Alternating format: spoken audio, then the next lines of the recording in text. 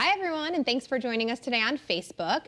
Despite the 70-degree weather that we had over the weekend, winter is here. It's not going anywhere. And if you have kids, you want to do something with them. You don't want them stuck in the house during the cold winter months. So joining me now is Patty Jarvis. She's a therapist with Community Health Resources. And we're talking a little bit today about why it's so important to get your kids, busy and have activities for them to do during the winter months. Why is it so important, Patty? Well, being a parent, we all know the struggles of being stuck in the house, during a snowstorm or what have you. So that's one aspect, right? Some positive bonding, some positive communication as opposed to, barking out orders or whatever to the children. But one of the most important things is to have to make a strong emotional bond with your children. And if they can see you having fun and you're interacting while they're having fun, it's a great way to build that communication. Why do you think that's so important? Well, speaking about, what game do I want to play?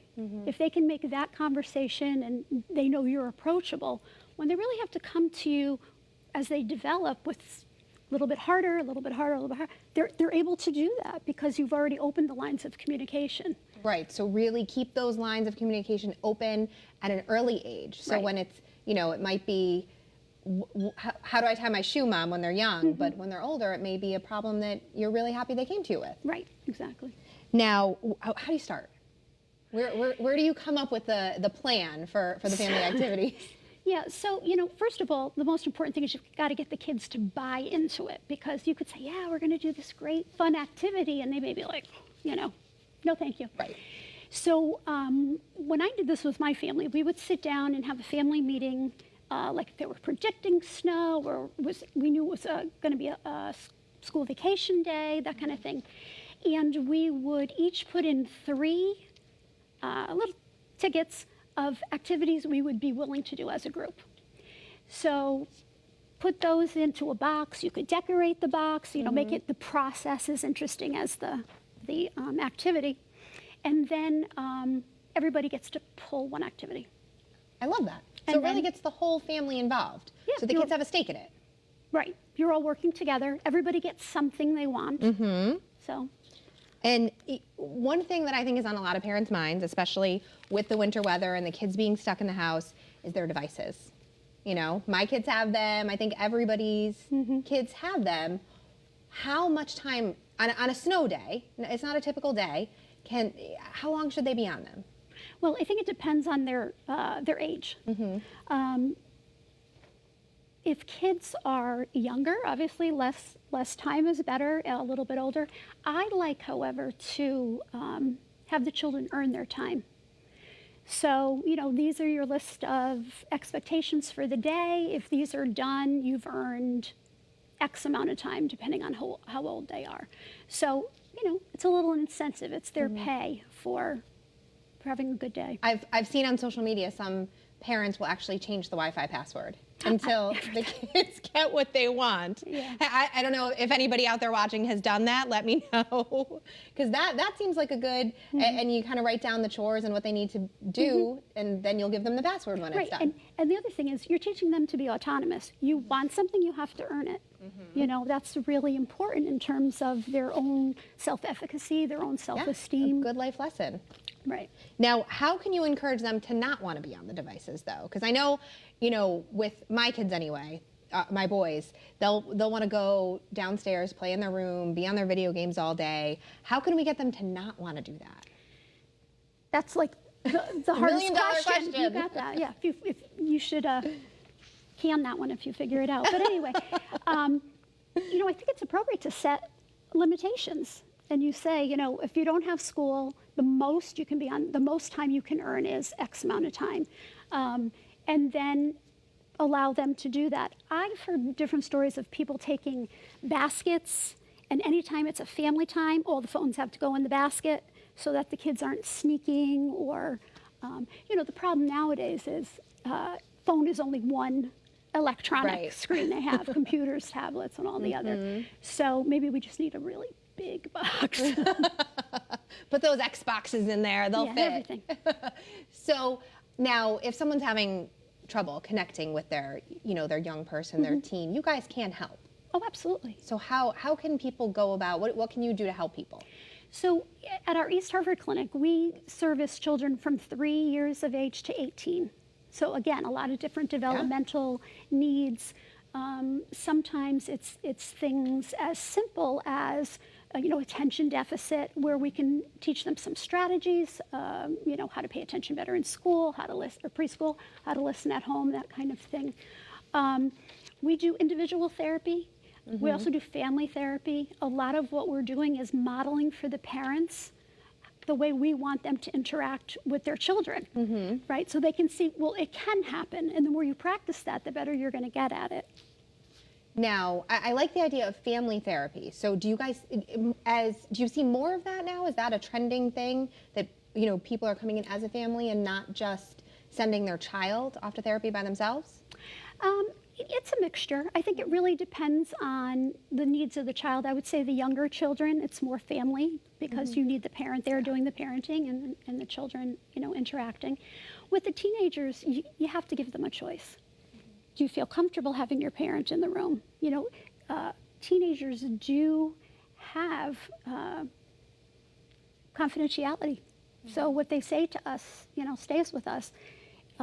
But we try to teach them, how would you try to say this to your parent? You're saying it to me.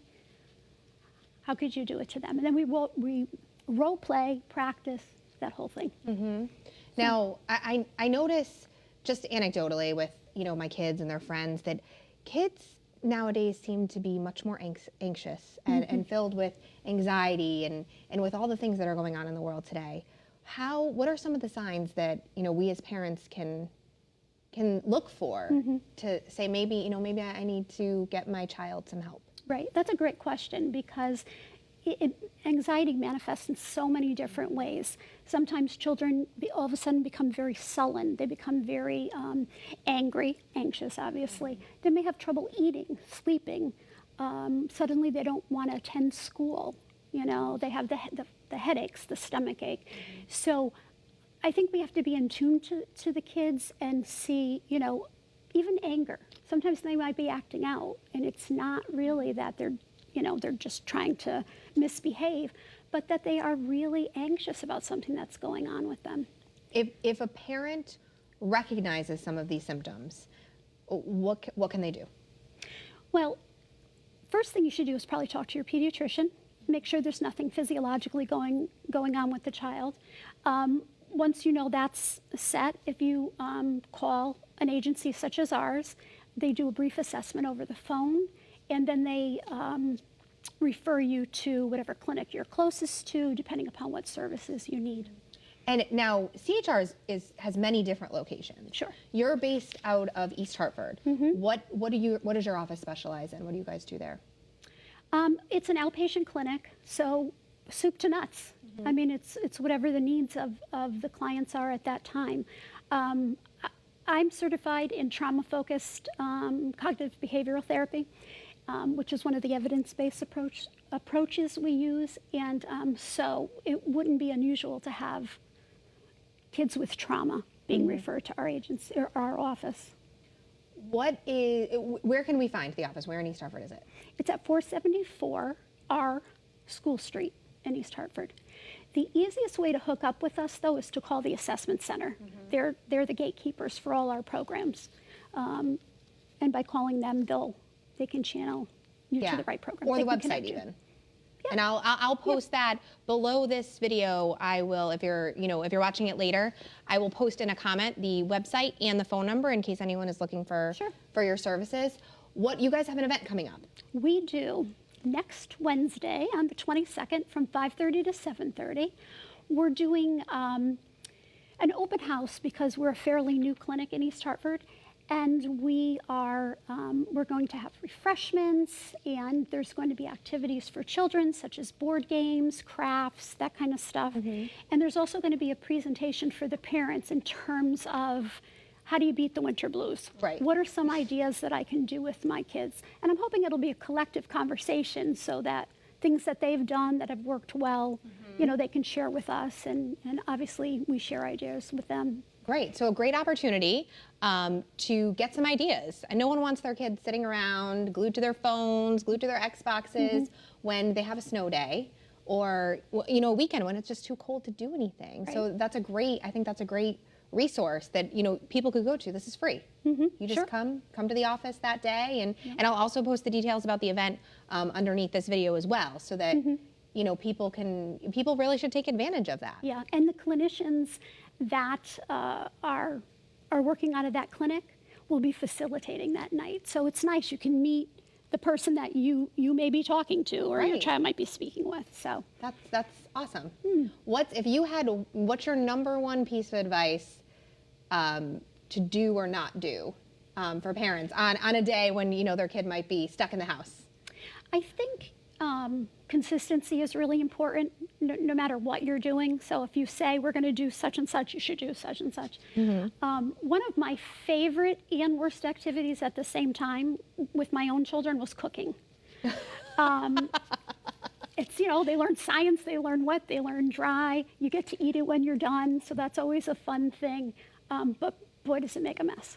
Yes, I will have to say, just a little personal note, I'm a little bit of a control freak, and I like to bake, and my kids always want to cook with me, and I just leave them. Now my son's 12, so I just let him go in the kitchen by himself and tell him he has to clean up after himself. Oh, there you go. Because I don't like doing it with him. He makes great pancakes, so he's learned how to do something. Good. Any other ideas maybe that we didn't talk about that people can do with their families? Sure, there's lots of different things. You know, building forts, the old standby, you know, get the pillows and the blankets and everything off the couch, make a fort. You could do some reading in there, you can play games in there. Making a box city, collecting, you know, I'm sure many of us have boxes from Christmas, from things we ordered, and they can decide together what type of city they want to make, what type of buildings they want to have in there, and then they set out to decorate each box according to Great idea. their city. Keeps Yeah, them it's busy, fun. lets Yeah. them be creative. Right. So the process, you have the process, which is important in keeping them busy, and then the activity itself, playing with the boxes when they're done. That's a great idea. Is there anything else that you're thinking of that maybe we didn't touch on that you wanted to get out to the people there watching on Facebook?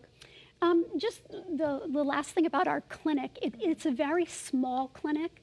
So I think if anybody has any, you know, fears about going into this big building and, you know, sitting amongst a lot of people, it's like a very small house. So it's very quaint, and we have 3 full-time staff. So you really can get to know who's on staff and, you know, who you work with and so on. You feel comfortable. Absolutely. Yep. So I've been speaking with Patty Jarvis, a therapist at CHR in East Hartford. They have an open house coming up. It's January 22nd from 5:30 to 7:30. Beat the winter blues. And you can go, you can meet the office staff in East Hartford, get some ideas on what to do with your kids when they're stuck in the house during these cold winter months that we all, you know, kind of hate. One thing I forgot is we're going to be doing raffles. So there'll be many, you know, different activities that the kids can do to beat the winter blues. Trampoline park, bowling, those kind of things. Oh, wow, that's great. Yeah. So you go check it out, get some ideas on what to do with your kids. Maybe you can win something fun. So again, that's January 22nd from 5:30 to 7:30 at their East Hartford office, and we'll post all the information below this video. Thank you, Thank you Patty, very so much. much for joining us today. you. Have a good day, everybody.